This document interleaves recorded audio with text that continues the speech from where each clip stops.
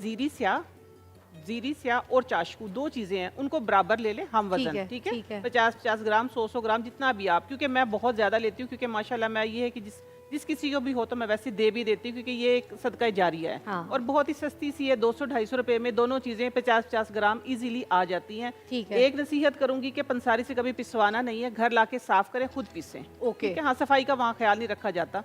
तो आप लोगों ने ये करना है कि एक बड़ी वाली चुटकी या हाफ टी स्पून सहरी के बाद, यानी खाने के बाद, ठीक है, और फिर अफ्तारी के बाद, जिस तरह मैं लेती होती हूँ ना नॉर्मल दिनों में, सुबह नाश्ते के बाद, शाम को खाने के बाद, इसी तरह आप लोगों ऐसा ने तो नहीं ना रोजा रखने के बाद, सहरी के बाद, मतलब रोजा रखने के बाद तो नहीं है ना? सहरी करने के बाद, सॉरी सहरी करने के बाद, हाँ सहरी के बाद, रोजे के बाद नहीं, हाँ बिल्कुल, सहरी करके आप लोगों ने थोड़ा सा टाइम से सहरी कर लें, ठीक है। हाँ, और सहरी बंद होने से तकरीबन 20 मिनट पहले आप ले लें, और फिर अफ्तारी के बाद भी 15-20 मिनट बाद ले लें। इंशाल्लाह मैं बता रही हूँ कि शुगर जो है वो आपकी बढ़ेगी नहीं, स्पाइक नहीं करेगी।